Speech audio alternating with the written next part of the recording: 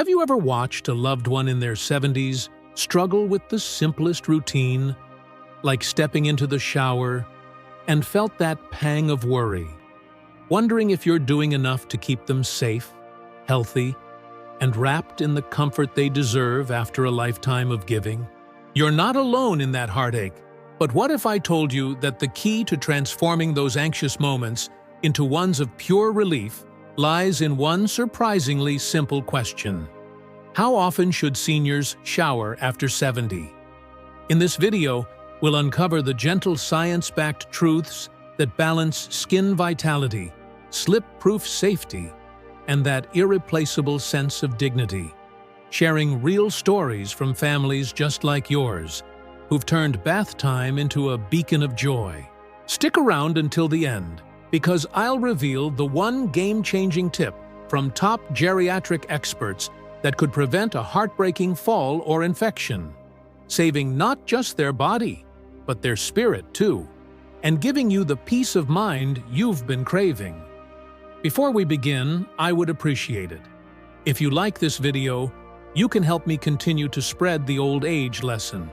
If you haven't subscribed yet, I recommend you subscribe and turn on the bell so you don't miss any videos. If you like this video, please comment number 1. If you don't like it, comment number 0 to let me know, so I can make a better video for you. Now, let's get started. As we navigate the serene passages of our later decades, a profound yet understated evolution in our everyday rituals beckons us to reconsider the cadence of full-body showers, a practice once etched into our routines by societal expectations of pristine daily renewal. For generations conditioned to view bathing as an indispensable pillar of propriety and vigor, the notion that daily immersion under the spray may not be an absolute imperative, and could indeed veer toward the counterproductive after the milestone of 70, arrives like a whisper of liberation rather than a rebuke. Far from endorsing neglect or allowing the essence of vitality to fade, this recalibration invites a mindful alignment with the intricate metamorphoses etched by time upon our forms, honoring the wisdom of bodies that have weathered countless seasons. Central to this narrative is the skin, our expansive canvas and sentinel, spanning some 20 square feet in adulthood and comprising about 16% of total body weight, yet it transforms profoundly with the years, emerging as a poignant emblem of temporal passage. From the tender 20s onward, this resilient sheath begins to attenuate, its dermal matrix thinning by up to 20% per decade as fibroblasts slacken in their symphony of collagen synthesis, dropping from a youthful 1% annual turnover to a mere fraction, while elastin fibers fragment and stiffen, yielding to the inexorable pull of gravity that etches wrinkles, fosters sagging contours, and imparts a gossamer fragility to once-taut expanses. These alterations extend beyond aesthetics. The epidermis sloughs more sluggishly, healing lags, and vascular networks contract, dimming the rosy flush of youth and heightening bruise propensity, all while subcutaneous fat depots dwindle, eroding the plush cushion that once buffered against chills and cushioned movements.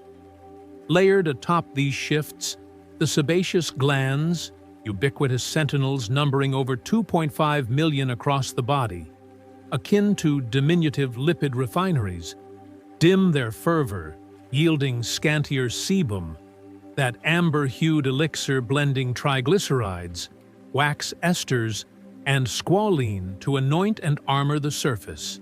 This ebb manifests asymmetrically across genders. In women, the hormonal tides of menopause accelerate the descent, with sebum output plummeting by as much as 60% from peak reproductive years, tapering steadily through the 50s and 60s before plateauing in the septuagenarian span. Whereas men's reservoirs, buoyed by steadier androgen streams, sustain higher baselines, often 25–50% above female counterparts well into the 70s, before a steeper nadir beckons past the octogenarian cusp. The cumulative toll? A dermis inclined toward aridity, evoking an insistent itch that nags at repose, and a fortified vulnerability to interlopers, be they arid winds, caustic cleansers, or microbial marauders, where trivial abrasions burgeon into fissures that weep, chasms that smart, or breaches that invite bacterial or fungal forays, underscoring the imperative for deliberate stewardship.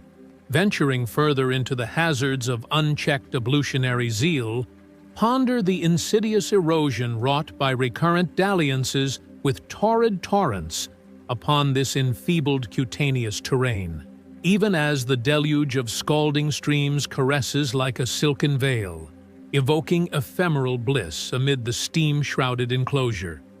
It functions as an unyielding emulsifier, methodically solubilizing and sluicing forth the venerated vernix veil, that sebum-infused patina, a masterful emulsion of lipids and water-repellent waxes, emitadi, meticulously calibrated to rebuff aqueous incursions, sequester ambient vapor for internal hydration, and repel a gauntlet of adversaries from opportunistic staphylococci to airborne particulates laced with urban effluents. Bereft of this bastion, the stratum corneum, envisioned as a mosaic of keratinized bricks mortared by ceramides and cholesterol, disintegrates its lattice, unleashing transepidermal water loss at rates soaring beyond 10 grams per square meter per hour, a desiccation deluge that parches the substrata, engendering a vice-like constriction, desquamative flakes that snow upon linens, or a nettlesome prickle that imperils nocturnal tranquility, curtails ambulatory grace, and sours the savor of diurnal engagements. Across protracted epochs, this vicious vortex of vapor theft begets or beleaguers perennial afflictions.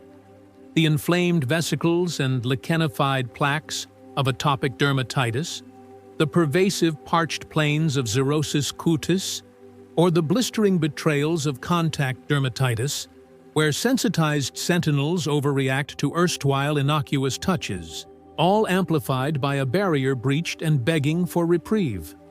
It is amid this evidentiary expanse that a cadre of cutaneous savants and elder care sages rally for restraint, circumscribing holistic hydrotherapies to a duo or triad of episodes weekly for the archetypal elder, a dictum resonant with edicts from the American Academy of Dermatology, which further prescribes pairing each plunge to a brisk 5 to 10 minute interlude to curtail lipid larceny and forestall fervor-fueled fervor.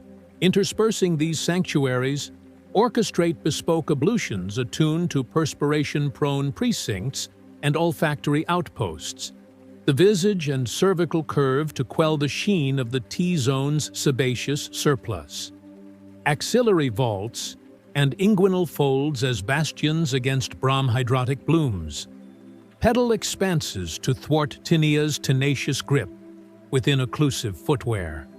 Conjure a ceremony of subtlety, a sumptuous swatch of microfiber steeped in temperate tides, neither tepid nor torrid, adorned with an allergen-averse, odorless emulsion crafted for the finicky facade, then daubed delicately ere a gossamer graze with absorbent fibers, shunning the scourge of scrub that sands the surface anew. This stratified stratagem not solely perpetuates a poised patina through the septet of days, but cradles the cutaneous acid mantle at its pH pinnacle of 4.5, 5.5, and the teeming tapestry of the microbiome, begetting bulwarks against barrenness while evading the erythema of excess. If you are still watching this video and finding these lessons useful, please comment number 1 below to let me know that you are still watching this video with me. Thank you for your valuable time. Pivoting to a cornerstone no less cardinal, the edifice of security looms as an immutable tenet in the schema of SUDs for septuagenarians and their successors, epochs wherein poise and proprioception wane like autumnal light. The lavatory, ostensibly a fount of rejuvenation with its porcelain promises and aqueous anthems, conceals cunning snares, vitreous vitrifications glazed by fugitive fonts, frothy films forging frictionless fields, and vapor-veiled visors veiling vistas. Starkly, these ambuscades underpin a grim ledger. Unintended plummets pilfer over 38,000 lives from the 65 and ascendant cohort yearly in the U.S. alone, with the preponderance, more than 50%, befalling the octogenarian octaves, and ablutionary arenas implicated in roughly 4% of geriatric gyrations, frequently felled by faux pas proximate to porcelain thrones or tub thresholds. Veritably, a quarter of ambulatory ancients 65 and older endure at least one tumble annually, a harbinger that catapults recurrence risks twofold and unfurls a domino of debilities, from femoral fractures fracturing mobility to cranial contusions clouding cognition, or inexorable incursions into custodial care that erode autonomy's altar.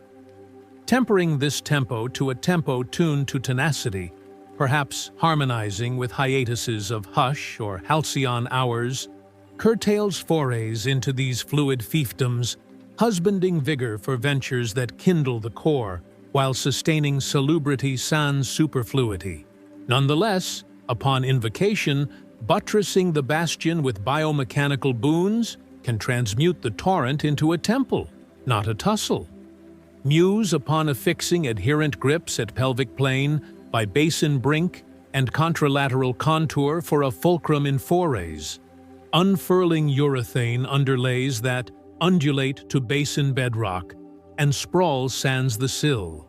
Or procuring a fenestrated variable vault perch with lumbar lore to license lounging lathers, lightening loads on gnarled gimbals of gonarthrosis, coxarthrosis, or lumbar lordosis. These emendations, oft orbiting $50 and amenable to artisan kin sans armory, not solely steal the sinew of surety, but beckon Baroque balms, like nebulizing neroli nectar for neural nestling or curating cascades of coastal cadences, to imbue the immersion with serenity and salving savor. Inevitably, every edifice of effulgent etiquette must genuflect to the throne of idiosyncrasy and internal idioms, for nurture's noble aim is to exalt the ethos, not enchain it. Should your silvered saga surge with sap, evoke sinuous qigong eddies amid emerald enclosures, cultivating clods in chlorophyll-kissed cloisters that dust the dermis with terratones and telluric tangs, or vigorous voyages that evoke an afterglow of aqueous allure. Then escalating to quaternary or quinaries of quenching is not merely viable, but vivifying. The keystone endures in the finesse of form. Attune the aqueduct to an ambrosial aura approximating corporeal core, 98-104 de Poiters, to elude the eclamptic embrace of escharotic ebullience that clamps capillaries and catalyzes cataclysmic desiccation. Curate cleansers congruent to the corium's congenital acidity of 4.5-5.5, divested of desiccating demons like laurel legions or faux florals that flay the fatty framework and foment fungal furies. Reciprocally, radar for rueful runes, insistent itches invading insomnia, rube-faciant realms raging neath raiment, or granular gall that galls gait, heralds halts, heralding hiatuses to tri- or tetradial spans. Herein, the aftermath alchemizes. Bestow a barrage of barrier-bolstering balms, ceramide copious and cloaking like lanolin loads or butyrum-blended unguents, athwart the arcane 3-minute portal, that ephemeral epoch post-parch, when ostia open and auras abide, arresting aridity's advance by half and reforging the rampart afresh. A stratagem slashing transepidermal theft by up to 50%, as moisture migrates maximally in that moist meniscus. Cutaneous cognoscenti christen this the 3-minute rule for its preeminence in quelling quiescent flares and forefending xerotic shy, affirming that chronometry conquers copiousness in curative craft. Fundamentally, hearkening to corporeal canticles through chronicles of cutaneous communiques or Climb's calibrated corrections proves the paramount pilot, fashioning a framework that fans the flames of fervor over fanning them faint. If you are still watching this video and finding these lessons useful, please comment number 2 below to let me know that you are still watching this video with me. Thank you for your valuable time. In summation, the paragon for the post-septuagenarian pantheon circles a couplet or triad of thoroughgoing Thalassus weekly, buttressed by buoyant diurnal daubs on pivotal posts, weaving a wondrous weave of sterility, sheath salvation, hazard hedging, and personal panache, mirroring maven mandates that minimalist moppings meet muster thrice at least. This perspicacious pulse not solely burnishes blandishment to brilliance, but enswathes the etiolated epidermis from exsication's exhale, lops the lurid of lurches with legerdemain, and lauds the labyrinthine likes that limn our lives. Through infusing such supple, scrutiny-sourced subtleties, the sacrament of the spray soars beyond banal baptism, blossoming into a pious paean to the physique's perennial poem, one waltzing whimsically with the waltz of waning years. If enigmas enshroud your egress, an earnest exchange with your esteemed internist or accredited addermatosapient can kindle customized cartographies, calibrated to your clinical cartouche, pharmacopoeia, or environs like evaporative equators. As we wrap up this heartfelt journey into how often seniors shower after 70, remember that every gentle rinse isn't just about cleanliness, it's a profound act of love that safeguards their fragile skin, wards off those hidden slips and infections, and reignites the spark of independence that makes their later years truly golden. We've explored the science, the stories, and the simple swaps that turn bath time from a chore into a cherished ritual, all so you can step away feeling equipped, empowered, and deeply connected to the ones you hold dear. Now, take a breath. What's one key takeaway that's resonating with you right now? Have you discovered a fresh perspective on balancing hydration with hygiene, or maybe a safety tip that eases your mind for tomorrow? Share it in the comments below. Tell us that one thing you've learned today and how you'll bring it to practice in your life, whether it's adjusting a routine for a parent, grandparent, or even yourself as the years unfold. Your story could light the way for someone else navigating this tender path. If you like this video, please leave your comment below, and don't forget to like, share, and subscribe to our YouTube channel for more soul-nourishing guides on thriving in every season of life. Because together, we're building a world where aging feels like an adventure, not a shadow. Thank you for watching. See you in the next one.